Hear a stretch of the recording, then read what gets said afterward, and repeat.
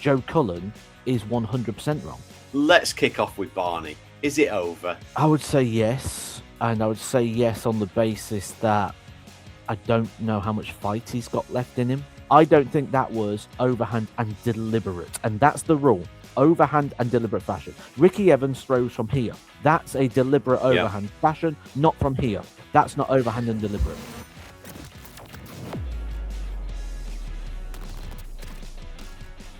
Merry Christmas, Matt. We're here, episode 72 of the podcast. How you doing? Very busy. Very busy. You know what I'm like. I can't get enough jobs done in a day. I kind of thought December would be a bit quiet for me, but I've ended up doing a lot more. Not only that, but like right now, this is probably the only slither of my office that we could sit in and do this shot and do this conversation, because this whole side right now, as I've just shown Andy, I'm not going to put it round and show you because there's different addresses and things, but products, merchandise, all sorts of things that I've sort of got posting out. The missus is tucked in the corner, just round the corner there as well. So you may hear a knock every now and then, just because she's trying to work her way through it. It's absolutely bonkers time at the moment, but what a great time. And, you know, this is an exciting time because, yes, I had a big push on stock recently and a big push on merchandise and things. But that, Andy, is because in 2026, moving house. Yay! Fantastic. Finally. That's good. That's good. And this is our last podcast of the year of 2025. We got through another year. Who'd have thought we'd be up to episode 72 by now? I remember the conversation. Should we do one and see what happens? You know, and here we are, week 72. So we're still pushing for that 2,000 subscribers on YouTube, which we should just about make. If we get a few new subs today, we should just about make that, which would be fantastic. But let's get stuck in, because we're right in the middle of the World Championship. I know it's your happy time of the year. You absolutely love Christmas, but we love Christmas because the darts is on, and there's so much to talk about, Matt. Let's kick off with Barney. Is it over? Is it time to retire part 2? I would say yes, and I would say yes on the basis that I don't know how much fight he's got left in him. He doesn't look, does he? Like he didn't have any resilience, and that's the most important thing. If you've got resilience. Now, one of the reasons I won't go and play darts right now is because I feel I've been misleading people, in the sense that I don't have the headspace at the moment to do it right. And I don't believe in doing something if you're not giving it 100%. And right now, is he giving it 100%? Because that quote, have we had a podcast since I can't remember. I'm so lost with time and dates now. But when he said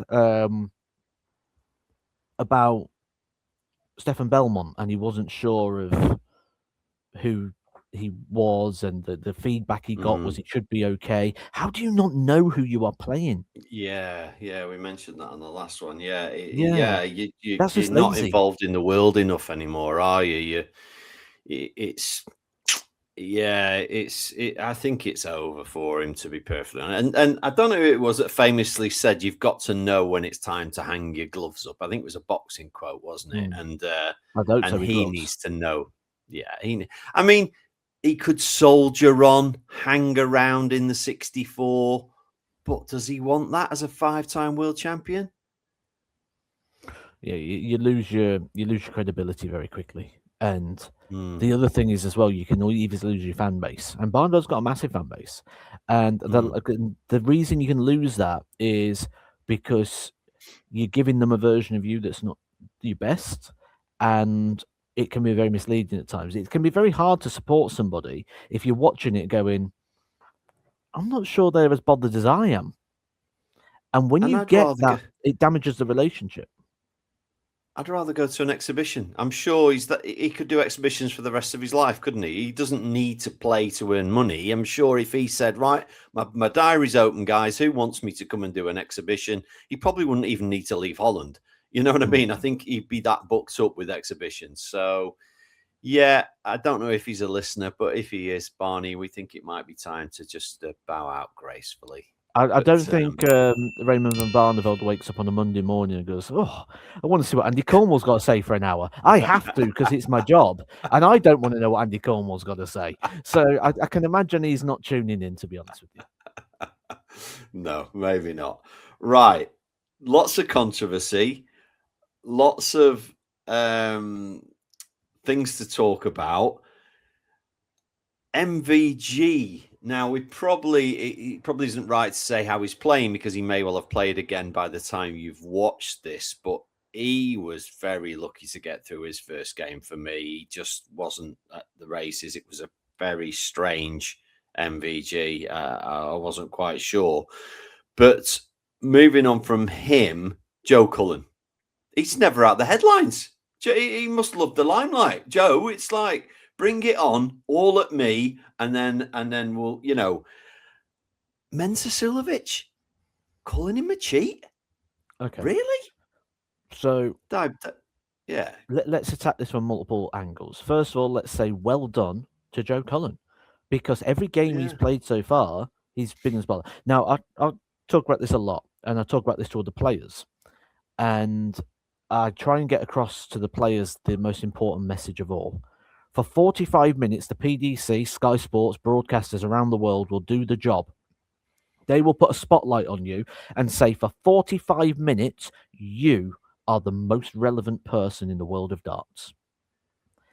At the end of those 45 minutes, there you go. Now it's them. Now it's them. Now it's them. Now it's them. And the conveyor belt continues. You've got to grab your 45 minutes and understand how to do that. Joe Cullen's kind of doing it, but is he doing it in a way that's going to sort of help him and benefit him in the long run? I don't think so. Now, this is the interesting part for me, Mensur. So I've covered this a lot. I've been, every time something happens, because I'm willing to speak about things, I get hounded by media outlets. And luckily for me, I've kind of turned them all down and put it on my own channel, and then they promote that because they'll then take quotes on there. So it's worked out brilliant for me. So the thing is, with Joe Cullen and with that quote, I took a different angle on it because the general vibe is, was Mensur wrong? Was he right? Is Joe wrong? Is Joe right? I'm going to say in this situation, not Joe Cullen calling him a cheat is right or wrong. I'm going to sidebar it and say Joe Cullen is 100% wrong. 100% wrong. Because I know what you're going to say. What Mensur does is irrelevant to Joe Cullen. Joe Cullen can only control what Joe Cullen does. Joe Cullen cannot dictate Mensur. He can't make him throw faster. He can't make him slow down. It's not in your control. Why is your attention and focus on that? Yeah, now, I mean, we've spoke about this before, Matt, haven't we? Because you're brilliant on the rules, having been there, done it, got the T-shirt. It's not against the rules. Now, you might want to argue the rules are wrong. You might want to say, should there be a shot clock? Should you have to throw 3 darts within a minute? That's a different conversation. The fact is, there isn't a shot clock. Therefore, Mensur's not doing anything wrong. Therefore, Joe Cullen on stage shouting out loud, hurry up. Hang on a minute. Get lost. I'll take as long as I want. I would slow down if that was me. I'd be like, you're not telling me how to play. Yeah. And the other thing is, Mensur is not there to suit Joe Cullen. He's not there to play Joe Cullen's pace. He's there to play his own. Now, this analogy, I've given it a few times, very, very similar. I'm going to do it again, just for context. So I've got a pen and I've got my can of Dr. Pepper Zero. Beautiful drink. Now, if I sit here, tapping my pen on my can, and that's annoying you right now, and you, what can you do about it? You can't stop me. No. You can ask me, but you can't stop me. 3 hours away, Matt. There's nothing I can do. Yeah. No, but that's the thing. You can. Now, you can't control the environment where you're going to, within this call, stop me from tapping my pen on this can. Yeah, but what you can do, are all shouting at the. They're all shouting now, going, Matt, will you stop that? But what you can do is you can control how you interact with it. By not interacting with it, you could leave. I'm not going to be involved in this call no more. I'm just going to Yeah. turn my volume down until he's put the can down. I don't need to engage in this. And it's the same as this. So Joe Cullen couldn't speed Mensur Suljovic up, but he could slow himself down to fill that time. So the most important thing here is not standing at the back of the stage building up anxiety. That's where the pressure builds when you're waiting for something. When you're waiting to take a penalty kick, when you're waiting to do an activity, the pressure comes in the build up to it. When you're going for an operation, you're not nervous of the operation, it's the build up, the anxiety's in the bit beforehand. When you're waiting for an injection, then the most heart racing times are when you sat in the waiting room and you're not sure when it's going to happen and go. So all these sort of sides and things going on. So what can Joe Cullen do? He could slow himself down. He could do things with his darts, distraction techniques, refocus techniques, where you organize the darts in a certain order, you turn the darts to face, all sorts of different things. There's loads. You can take a longer walk, you can take smaller steps, so you can take more steps. There's millions of different things he could do. The one thing he shouldn't be doing is going, come on, Mensur, get on with it, with it. Because now his focus and attention is on the thing he can't control, and by doing so, he's already lost. Brilliantly said, Matt. And as coaches, both of us, coach players of all standards. And sometimes they say to me, oh, how do I prepare for when somebody's really slow or when somebody's really fast? And there's lots of techniques, like, as you've just said, there's lots of techniques for that. What gets me is Joe Cullen knew he was playing Mensur Suljovic. He knew, exactly. So why didn't he practice with somebody and say to them, right, I want you to take a minute to throw every 3 darts. Let me get used to what that feels like. It's not like he didn't know who he was playing. That's what blows my mind, Matt. If you turn up at a tournament, oh no, I've got Matt Edgar. He's so quick, I can't cope with his speed, blah blah. But if I knew I was playing you, then I'd practice for a week against somebody that does all the things that you do and get used to it. It's a massive advantage knowing who you're playing, and it's almost like you've reacted to that on the day. Weird. And it's not unfamiliar. So I first played Mensur Suljovic in 2012. I knew in 2012 what Mensur Suljovic played like 13 years ago. It's not like he's playing a qualifier. Gary Anderson said the same quote as Joe Cullen did, which is, if that starts, I don't want any part of it, 5 years ago, because I was going to play because I played Mensur and then Gary played Mensur the round after in the World Championship 2021. So we're talking 4 years ago in regards to that, 5 years ago in regards to World Championships. And that is, how does he not know? How was he not aware of it? How was he not prepared for it? And it's not darts. It's one player out of 200. It's not, if I don't want a part of it. Yeah, if everybody was playing like that, fair enough. Take up dominoes. I don't know. But the fact is, it's one player. If you draw them, you've got to prepare differently. It's as simple as that. And you nailed it, Matt, by saying you can't affect what he's doing. So why are you letting it get to you? If I'm Mensur, the minute I hear Joe Cullen shout, hurry up, I'm taking longer and I think, I've got you. I've got you here, mate. I have got you. The more longer I take, the more you're going to get wound up. It's over. And then it doesn't really become a game of who's playing the best. It becomes a game of who's affected the most. Really disappointing. Really disappointing. I don't understand it. I really don't. And I feel for him because I like Joe. I famously signed Joe when I had my own darts company, albeit it didn't go through in the end. But I like him. I like him a lot. He's a brilliant natural thrower. And I just think he's had a tough year. He was desperate to get through and get some points and rankings. And he just let everything get to him. And it no longer became about who's the better player. It really didn't. Sad. Right. I've got this question. I've been dying I don't know how I didn't text you, Matt. Petrol flicks a wasp off his flight mid-throw. So now I haven't been able to find it, but somebody said he threw a dart, a wasp landed on his dart, he walked up to it, flicked it off, and then threw his next dart. Is that correct? Did you see it? No, I haven't seen that. And it doesn't actually matter. Actually, it doesn't actually matter if you have or you're not, and if that's what happened or didn't, because it's more about the question. My question to you is, are you allowed to do this? So if I throw a dart in the board, a big wasp lands on my dart, can I approach the board, flick the wasp off, come back and throw my next dart? Technically, no. That's what I Because thought.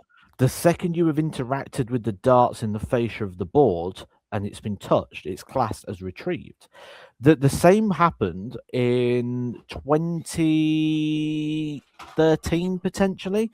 Darren Webster versus Michael Van Gerwen in a Pro Tour event. Darren Webster, quarterfinal, I think it was, went to the board. It was in Wigan, and he touched the dart, but it fell and it hit the floor. And the referee gave him the score. It was a big thing because Michael Van Gerwen goes, he hasn't retrieved that dart. That doesn't count. That needs to come off the score. And they brought in the official, and the official says, no, he touched the dart. And because he touched the dart while it was still in the board, it counted. Your visit is over the second you interact with the dart. So questionable. What I saw about it was he flicked the wasp off without touching the dart. He only touched the wasp. Okay. And I was like, I can't wait to ask Matt this, because I've never, like you say, I'm well aware that once you've thrown a dart, you can't touch it or move it or anything. That would be a massive advantage if you could do that. So I'm well aware let's you not can't forget do that. the final clause in all the rules. The final clause in all the rules states the referee's decision is final and overrules everything. So the referee can overrule everything. It's fine. Which perfectly moves me on to the next one, which is Ricky Evans throwing underarm. The referee's decision is final. He didn't throw underarm, Matt. He didn't. No. So are we going to bring in VAR? No. But I still agree with Charlie Corstefine in a way.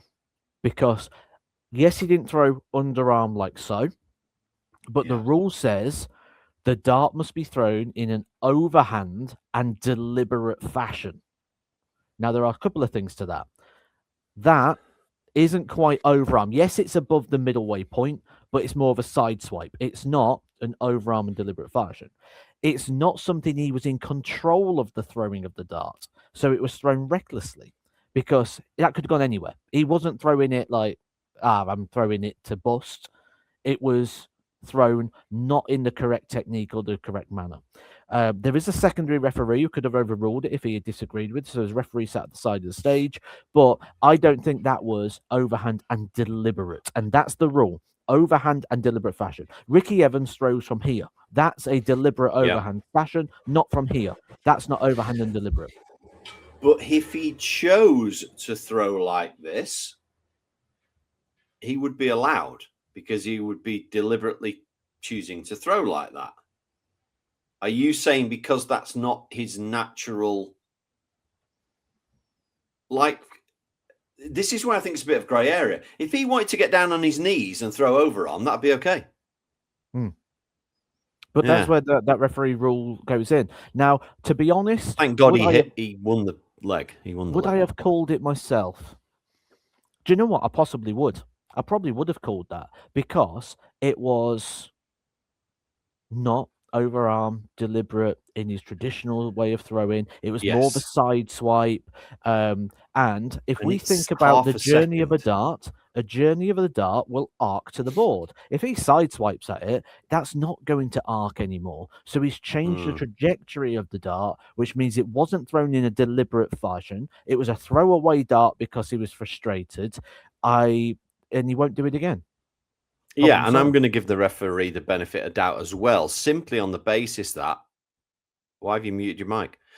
Simply on the basis that he is so quick and the referee is looking at the board and out the corner of his eye, he has spotted something just different and he's had to react in half a second.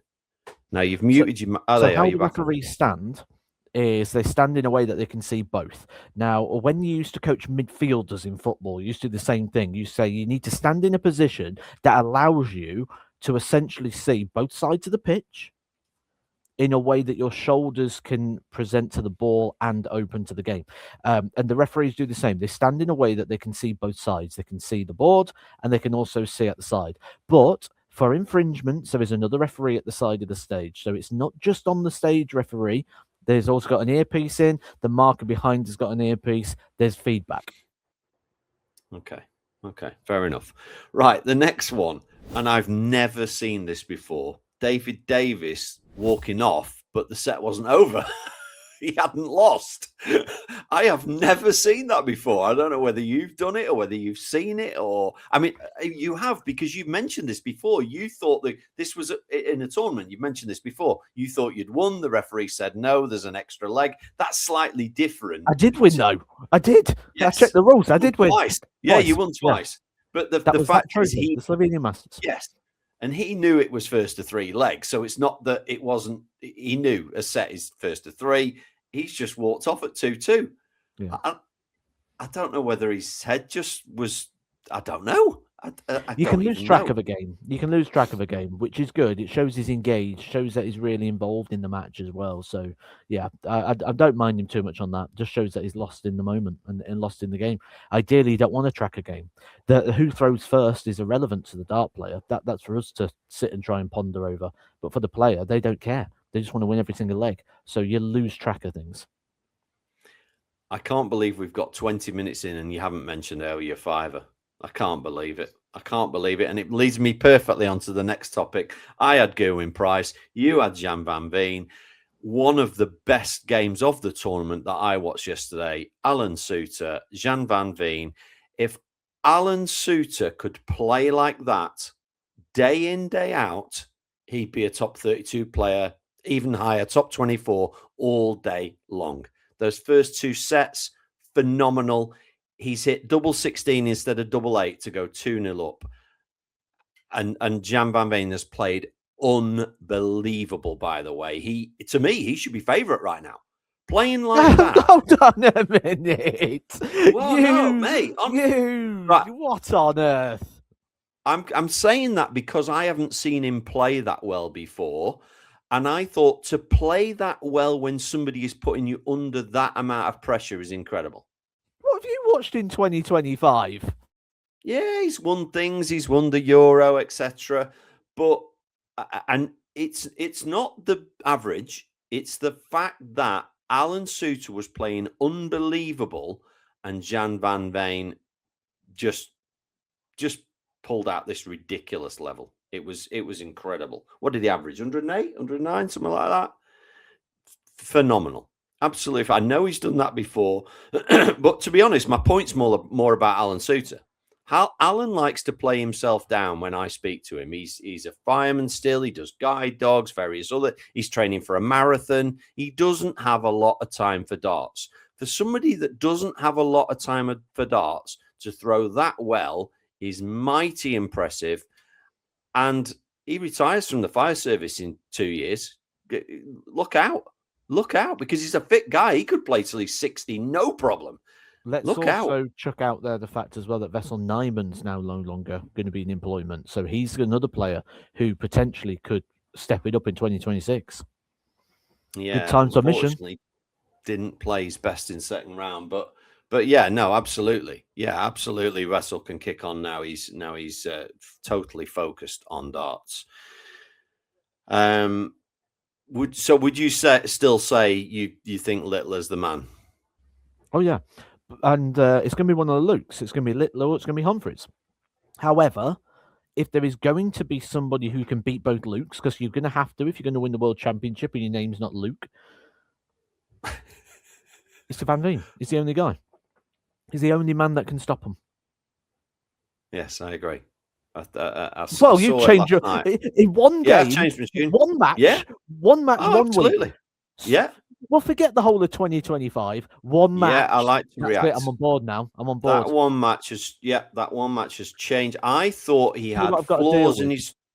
I've got to deal with, guys. You've got to be reacted. You can't just be an old fogey and just stand by what you said. You've got to change your mind if you think it needs changing. This is a 365-day year, and the last 7 of them, and now he's on board with Jan van Veen. Yeah, not the first 358 days. No. They don't matter them. It's just this one. I tell you what, guys. Hello to everyone in the media room at Ali Pally. You was absolutely right about this guy. Everything you said was spot on. Please rinse him again. Jan van Veen is now my pick to win it. Oh, now my behave pick. yourself. He A beats week ago, both. you offered me a he fiver beats- that it doesn't get further than Gerwin Price. Now, all of a sudden, he's the favourite to be world champion, all in the space of one match against Alan Suter. One match. Yeah. What is... How can I possibly... How have we made it 72 episodes of the podcast without me punching you in the face? Like... Because I'm 3 hours away. How can I deal with this? How can I put up with this on a regular basis? I don't get paid enough for this. I want a pay rise. I don't get enough money to deal with your erratic state of mind where you jump from one thing. Right. Rant of the week. I'll give you a bloody rant of the week. Andy Cornwall's jumping gun to gun to gun. Eventually, maybe he'll be right. Next week, what's going to happen? Jan Van Veen's going to go out and you'll go, see, told you he'd never win the World Championship. See, told you he wouldn't do it. And I'll be like, why didn't we play back last week? I have to deal with this on a weekly basis. Right, Matt. Which Luke does he meet in the semi-finals? You said there won't be a Luke in the semi-finals.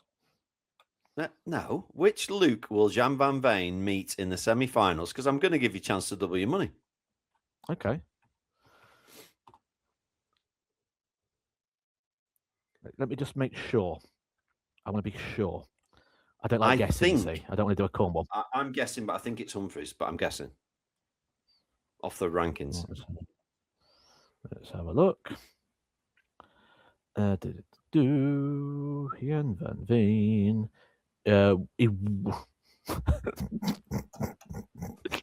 Don't say neither of them.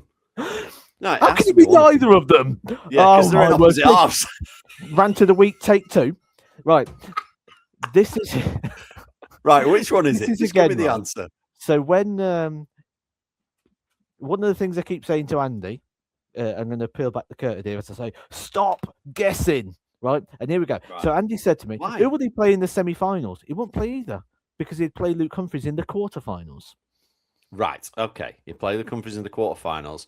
Therefore, here is your chance to double your money. I owe you a £5.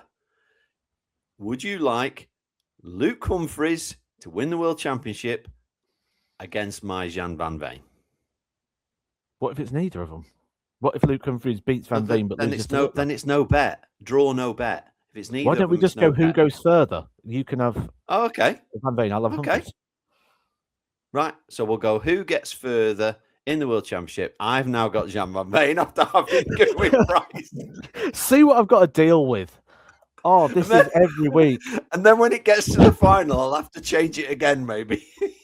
Every week. Can Jake do the podcast from now on? Like... It'd be no good if I was as serious as you, Matt. If I got everything right like you do, it'd be no good. It'd be boring. People would be listening and going, oh, them two. Something right would be nice. Just something. Like Jan Van Veen, the player not in the top 10 last week, who won't get as far as Gerwin Price, is now favourite to win. Yeah. Brilliant. Does Jan Van Veen now automatically get in the Premier League? If he gets beat next round, is he in the Premier League? He's in. He's got to be, Annie. He's got to be. 100%. He's not. I mean, he's not. Just imagine if he's in the top 10, Andy. Like, whoa. Well, he is. He's 10th, isn't he? He's 10th at the moment, but he's. What? He's the 10th seed. He's 7. He's 7. He can't be. If he was 7, he'd be in Luke Littler's half, surely. No, that was at the time of the draw. He's 7 now.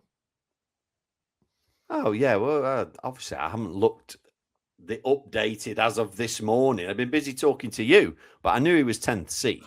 So he could potentially finish 5th in the world and still not get in the Premier League if they decide they don't want him. He'll be in. But yeah, I agree. He has to be in now. In our opinion, can we agree on something? Is he the 3rd best player in the world right now?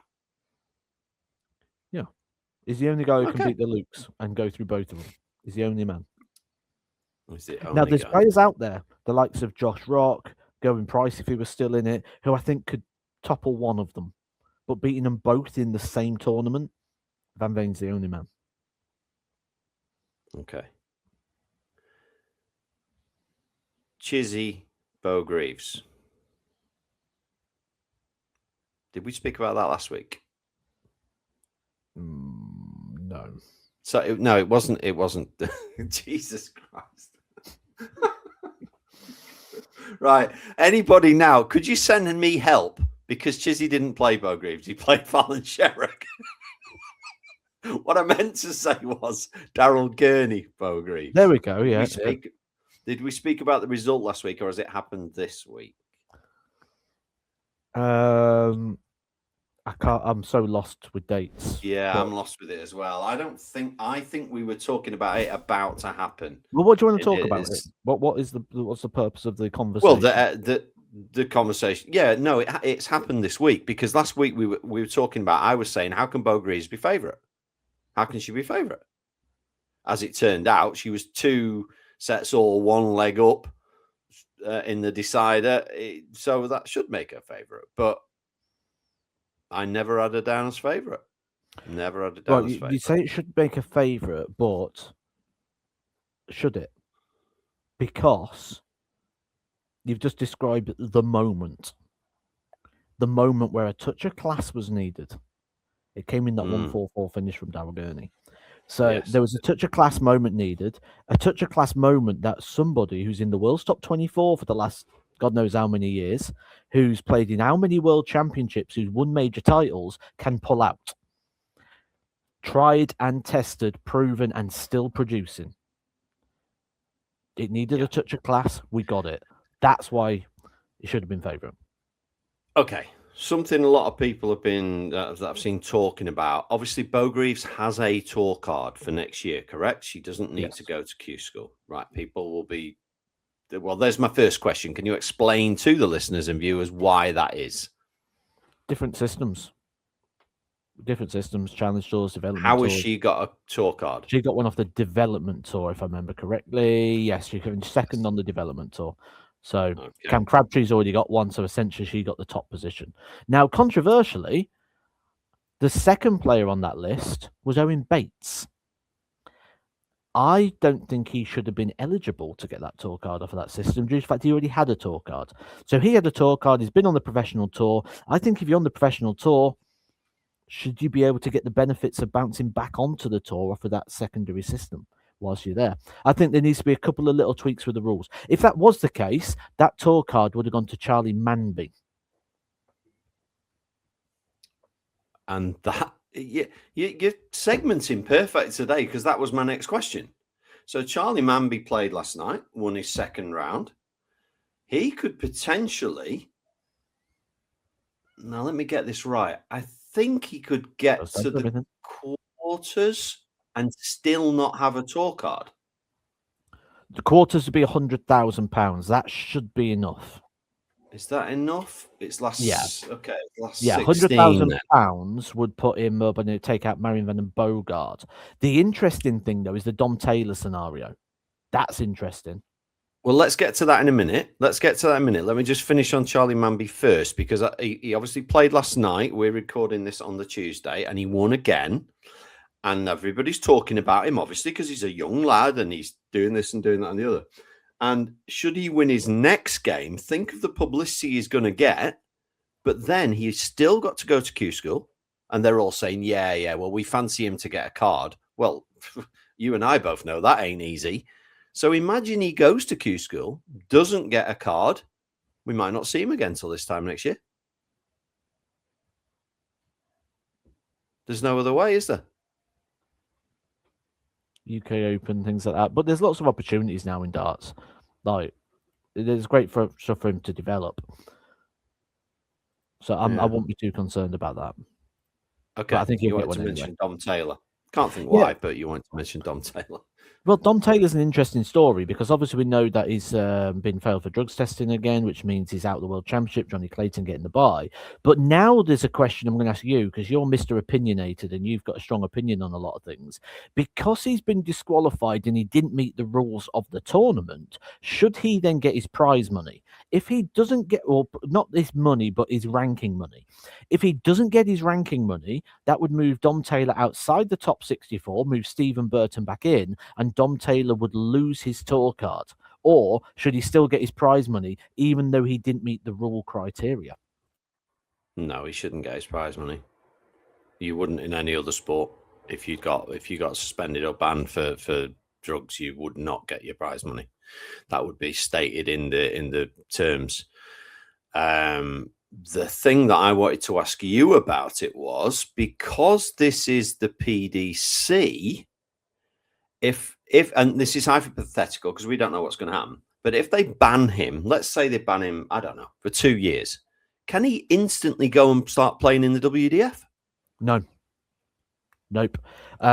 So the Motor Super Series, the WDF, the ADC, and the PDC all use the DRA jurisdiction. So if you're banned, you're not in any of them. The only things he'll be able to do are unaffiliated exhibitions, which most people wouldn't touch him for promotional purposes because it's not great on their brand. The other thing he can do is he can play local unaffiliated opens. So the Christmas Open down the Working Men's Club for 50 quid and a 10-siders, he'd be able to play in that. But you wouldn't be able to play in any affiliated ranking or any sort of I'm not system sure pathway. Great answer. And I'm not sure I'd recommend he does that, because if he turned up at our local and took the money away, I don't think he'd get out of the place alive. It's like, hang on a minute.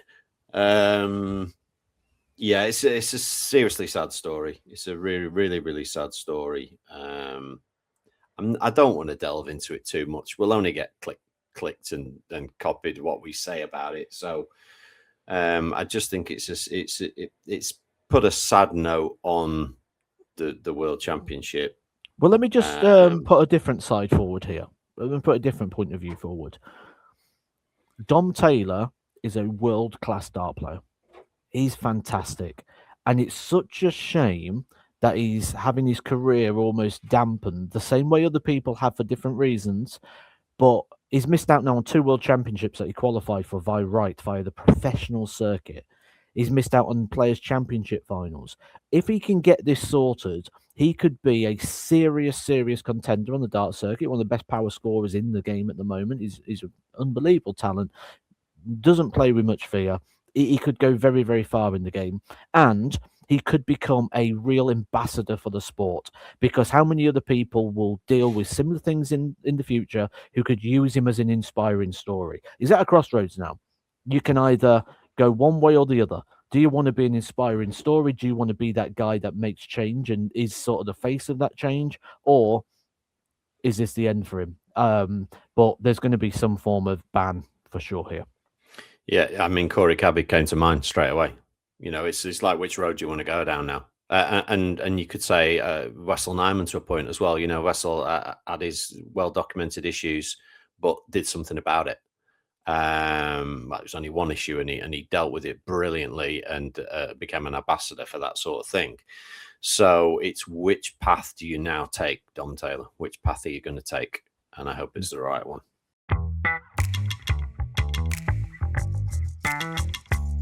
Right, Matt, what else has been going on in your world? I'll kick it off with my office chair.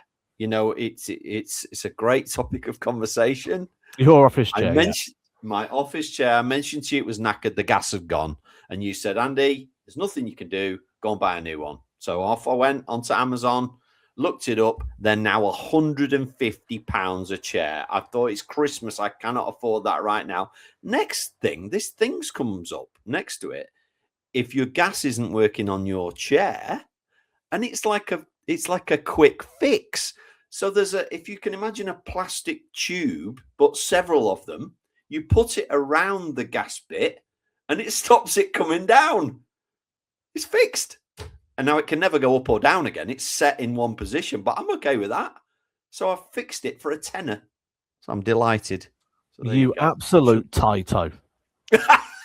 I can't believe all the stick you've given me over the years for not spending money, and all of a sudden you won't buy yourself a new chair. Oh, I'll just get this little fix to do it. Yeah, I'll just stack up some cushions. If you can never ever call me tight. Not that, I'm not ever accepting that from you, Edgar.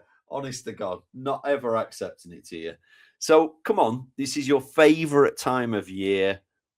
What have you? Oh, did you go to the toy fair, or is that after Christmas? That's still after Christmas, still the 27th every year. Yeah, it's still the same. Yeah. So you've been. I'll tell you what I have been doing a lot of, right? And people can join in with me on this one, I'm sure. All year, I never eat cheese and crackers. Soon as Christmas comes round, almost every night, cheese, crackers, bit of red onion chutney on the go. Every night, there are some cheese and crackers, variety of cheeses. And the other thing is, what's happened to the price of chocolates? Like, do you know the tins you used to get? Like celebrations, and they've got smaller, so you get less. A lot smaller, yeah. And I've even had bounties in them as well. Guess how much they are? Yeah, £5 or something. £7.50.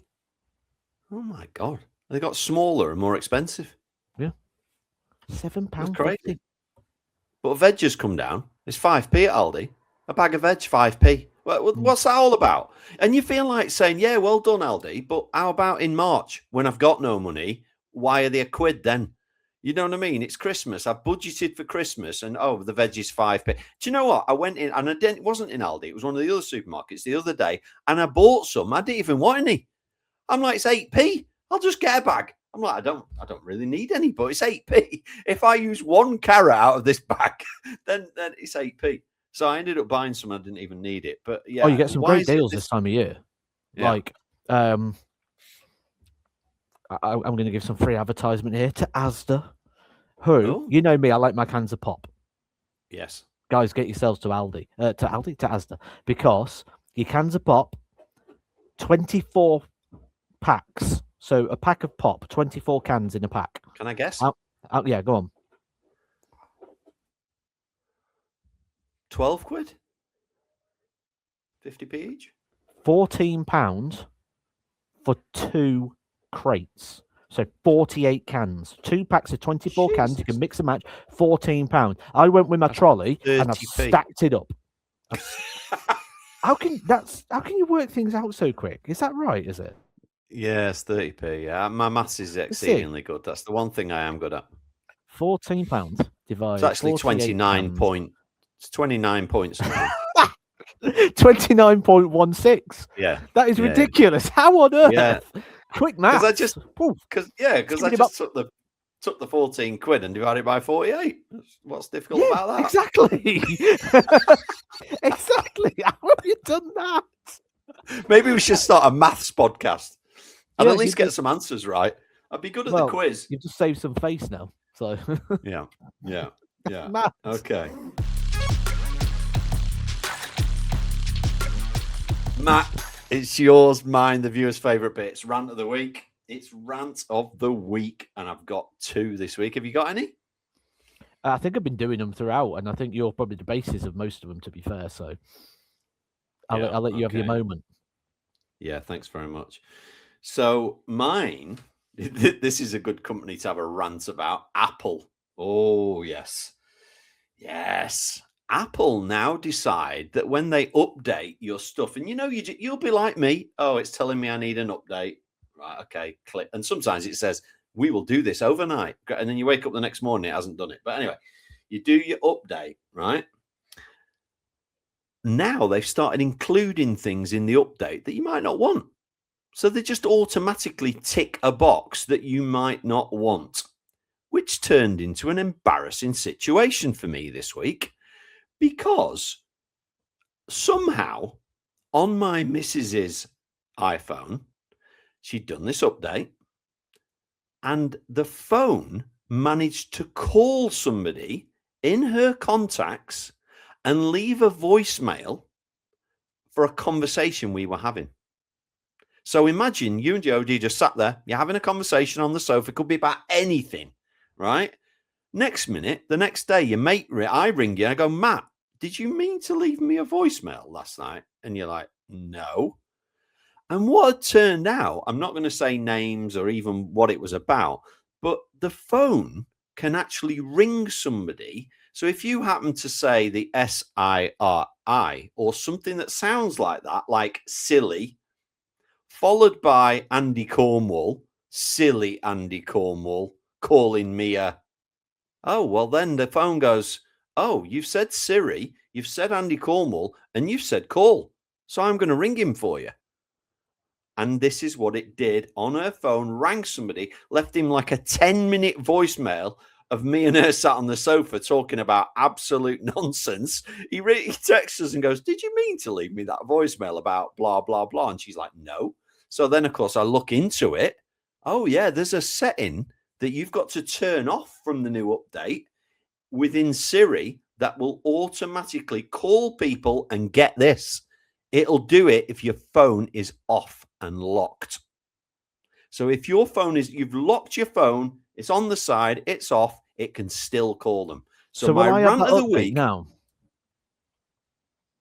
So if I tried that now, do you think it might work? I don't know. But you can check. It's in settings.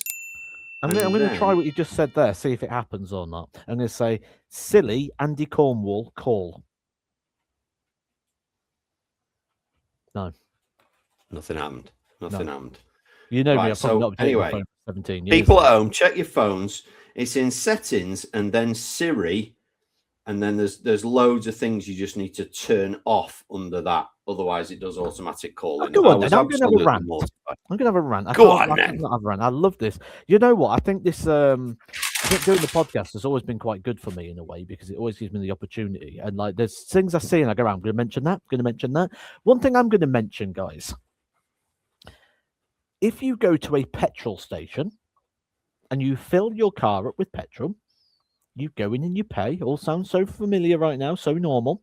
When you get back to your car, drive it. Move it out the way, so the person behind you can use the pump. Don't get back to your car, fidget around a bit, mess around. I'll get my phone out and I'll do this. And we sit there for ages. Move to the parking bays to do that. Don't block the pump while you check your phone or do everything else. Get out the way. You don't need to set your map up while you're sat in the park in that bay. Go to the parking bay. Move out the way of the pump. If you notice behind you, there's a queue of people queuing onto the roundabout. Oh no, it's okay. We'll do that. You sort yourself out, mate. Yeah. Or alternatively, just get an electric car and charge at home. Well, that works out really well for you, doesn't it? When you're going on your long journeys, the amount of times we go somewhere and Andy's like, "Yeah, I'm going to be there in about an hour." And it's down the road, like what you're on about. Yeah. Got to wind your charge.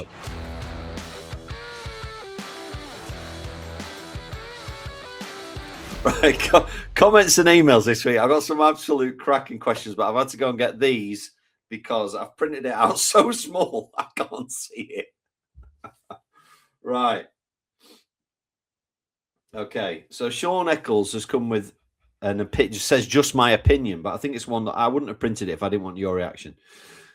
With the uptick in poor crowd behaviour affecting the outcome of matches, it's my belief we're going to see an uptick in poor player behaviour. If you want to survive in the jungle, you need to be a lion. So if the crowd is going to behave like they do and boo and jeer and whistle, at what point are we going to see players actively talking crap to each other on stage as they do in other sports? Is the crowd behavior, Matt, going to bring down player behavior? No, absolutely not. Two different things, two different types of the curtain. And that's just looking at it again as a lineal thing. I know what it's like behind the curtain. I know what the players are like. I know what the Pro Tour's like. I know what the circuit's like. Everyone gets on. That's never going to happen. Never. Okay. Never. No, the players aren't. We're not going to get to that point. I find it interesting that when they are booing and whistling, if a player misses the double, not all, but some players will go to the crowd like, "Come on, guys, you didn't give me a chance there." But they never do that when they hit it. It's interesting, that. Right. Michael Nielsen has been on, and he said, "I recently tried some straight barrel darts after using the Mission Celestial for a few months, which I really enjoy. I have no intention of changing. I noticed with the straight barrel darts, they had a tendency to kick when they landed in the board. And I've also seen this with a few pros, such as Luke Littler, Danny Noppert, whose darts appear prone to kicking. I was wondering what causes this. Could it be related to point length?" Yes, absolutely. Point length will change the balance of the dart. A lot of the time, the control of the dart will come into regards to where the thumb or where the projection of the dart. 'Cause the thumb tends to be a bit more of a balance in the release, so that'll depend on where that is in relation to the balance point of the dart. So there's a lot of different outcomes for it, but absolutely point length can change it because essentially you've got more weight behind the balance. Agreed. And it's the first sort of alarm bell when I do a precision fitting with somebody who we've got them the perfect dart and they're scoring great. And they say to me as they're leaving, "Oh, is it all right if when I get home I change the points and put the longer ones in that I like?" No, because I haven't fitted you with the longer ones in. I've fitted you with the ones that are in. So it's going to upset everything. So yeah, great answer, Matt. Right. Zach Broxson has been on. He says, "Hello, gents. Gentlemen," he's calling us. "Love the show. A question for each of you. Andy on dart fitting and Matt on coaching. Which top 64 or even top 32 player do you look at and think you could improve their game the most with a fitting or with coaching?" I think that's a great question. And I never I never think about this beforehand. So I'm going to have to think about this first. Have you got anybody that you think with coaching you could make them better? Yeah, you've had all week to think of this, and you chuck it at me, and I've got to go first. Yeah, right. no, but right. yeah. So I'm just looking at the rankings now, and there are a few, absolutely, for sure. But I'm going to go for the biggest cop-out answer of them all right now. And I'm going to go for Dom Taylor. Okay. Yeah, I feel like it's a cop-out answer, but I feel like he could really benefit from mentorship, from one-to-one. We saw his statement that came out. It was very deep. I think he's dealing with a lot of things, and I think he would, if he had a one-to-one, if he had a mentor, if he had someone essentially to take the burden for him and was able to guide him in the process of the right things, I think he could be top 32. So I don't think this is so much mental coaching rather than physical coaching. Mentorship. Yeah. Okay. And I think sometimes coaching isn't about technical. Sometimes coaching is bringing out the best version of you. You might have it all. You don't know how to draw the best out of yourself. And that's where someone can help with that. Absolutely. Yeah. And whilst this is the Mission Darts podcast, we always talk openly about players from all brands, including our own. Obviously, our own have the, if they want to come for precision fitting, and many of them do, maybe for tweaks or whatever it is, they're welcome. Mine is about a player from another brand, and I've mentioned it before on here. I think Johnny Clayton. I think his darts don't land correctly. And if you are listening to this at home or watching us, take something from what I'm going to say now. If your darts are landing like Luke Littler, for example, flight up in this position, happy days. You can come in underneath that dart all day long and score. If your darts are landing like Jan van Veen, below horizontal, Phil Taylor-esque, fantastic. You can now come in over the top. If you're in between, if your dart is landing horizontal, and this used to be a good friend of mine and yours, Paul Nicholson's problem for when he was playing, his darts were landing too horizontal, then you're struggling to come over and you're also struggling to come under. So you're going to get a lot of deflections. And I've mentioned this before. So that would be the person for me, albeit he won't have the opportunity because he's not a mission player, sadly. So that's our take on that. And then I've got an absolutely brilliant email. And it's so brilliant that I want to send this guy a freebie. Haven't done comment of the week for ages. Ajit Varsani. Now, he hasn't said what country he's from, and that's irrelevant. Ajit, please drop me an email because I want to send you some freebies for comment of the week. He's actually come with 5 questions, Matt. And sometimes when people this, I kind of pick the one or two of them, but these are really good questions. So he said he's a long-time listener, but he's a first-time writer. He's never sent us an email before, even though he's been listening for a long time. Can you answer or give an opinion on the questions below? Matt, and this is for you. How are seasonal averages worked out? All points scored, all darts thrown, or match averages added up against matches played? It's darts. It's done on darts. So because if you average 90 in one match and 80 in the other, it doesn't mean you're averaging 85. There's like, and then if you average 90, 92, 80, again, it gives you, so it's done on darts thrown. So it's legs. So it's on. It's Yeah. points Okay. scored against darts thrown. Second question, another one for you. Great question that I do not know the answer to. How is darts missed calculated? For example, if you bust your score on the first dart, is that one dart missed or three? It's one.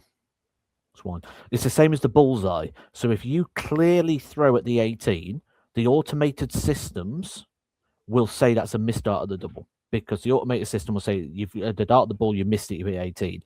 But if the scalper can clearly see that it wasn't an intentional dart at the bullseye, he will automatically manually override that automatic system.